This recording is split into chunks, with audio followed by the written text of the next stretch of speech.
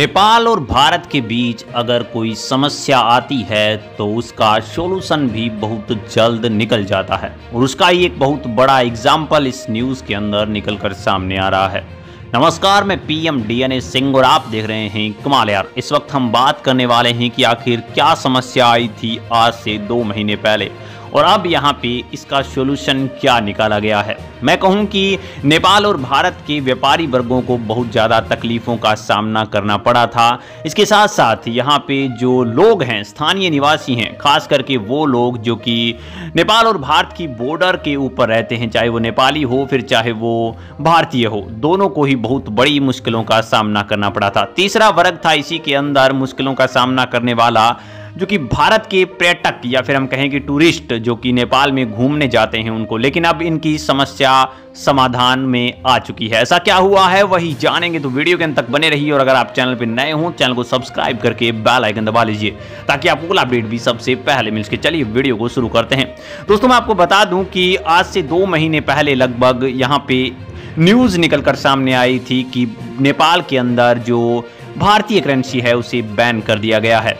मैं आपको बता दूं कि एक्चुअल में बैन का जो कहा गया था वो बैन नहीं था, क्योंकि उन्होंने कहा था कि डायरेक्ट मनी ट्रांसफर नहीं कर सकते आप। जिस प्रकार से पहले यहाँ पे भारतीय रुपए आप किसी भी दुकानदार को दे दो तो उसका सामान मिल जाता था, तो अब वैसा नहीं होगा। कहने का मतलब 100 रुपये से ज़्यादा का अगर नोट है भारत का तो फिर वो नहीं चलेगा। और इसलिए यहाँ पे लोगों को बैंक के अंदर जाना पड़ता था और बैंक के अंदर 10% टैक्स के कारण जो वैल्यू ऑफ इंडियन करेंसी है वो थोड़ा सा नीचे आ जाती थी और इसके कारण घाटा लगता था यहाँ पे हर वर्ग को। मैं आपको बता दूं कि अब यहाँ पे वो सिस्टम चेंज होने वाला है। आप सोच रहे होंगे कि क्या नोट दोबारा से चलेंगे? बिल्कुल नहीं चलेंगे, क्योंकि इससे खुद नेपाल को घाटा है। वो भी हमने बात करी थी कि इससे पहले भी घाटा हो चुका है। जैसे नोटबंदी आई थी उस समय के भारतीय 1000 रुपये के नोट बड़े हैं, 500 रुपये के नोट पड़े हैं जो कि बदलाए नहीं गए और उसके ऊपर कोई भी प्रकार का एक्शन भी नहीं लिया गया भारतीय गवर्नमेंट के द्वारा।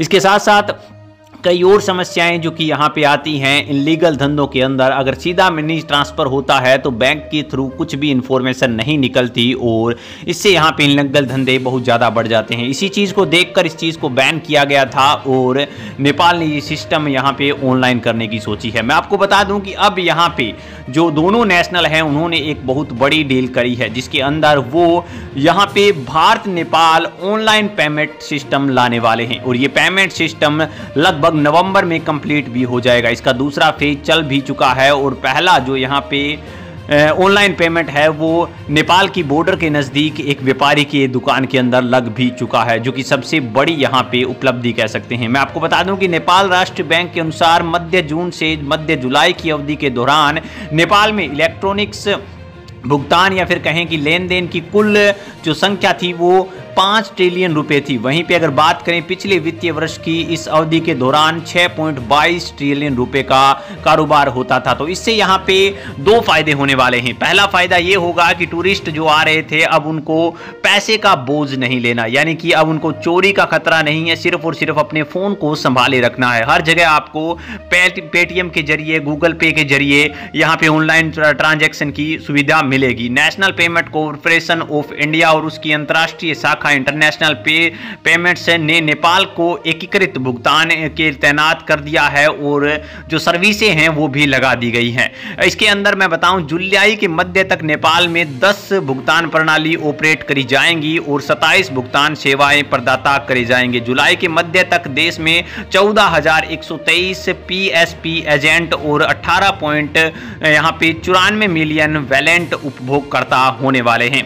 इसके साथ साथ नेपाल की अगर दूरसंचार प्राधिकरण के अनुसार मई के मध्य तक देश में यहाँ पे 3.93 मिलियन इंटरनेट ग्राहक हैं, जो कि कुल जनसंख्या का 134.76% थे, जिससे अंदाजा लगाया जा सकता है कि अब नवंबर तक ये चीजें हैं वो कंप्लीटली ऑनलाइन होने वाली हैं। अब आपको झंझट ही नहीं लेना किसी प्रकार का, ना किसी प्रकार का कोई टैक्स लगेगा, यानी कि वैल्यू ऑफ जो नेपाल एंड इंडियन करेंसी है वो पहले जैसी ही रहेगी। 1 रुपये का 1.5 रुपया या फिर कहें कि 100 रुपये का 150 रुपया, जो कि एक बहुत बड़ा फैसला मुझे सरकार की तरफ से लगा। दोस्तों क्या आपको भी अच्छा लगा ये फैसला? अपने विचार कमेंट सेक्शन में जरूर लिखिए। चलिए आज के लिए इतना रखते हैं, आगे कोई नया अपडेट मिलता है तो फिर आपके सामने हाजिर होंगे। तो वीडियो को लाइक कीजिए, शेयर कीजिए और अगर आप चैनल पर नए हो तो चैनल को सब्सक्राइब करके बेल आइकन दबा लीजिए ताकि आपको अपडेट भी सबसे पहले मिल सके।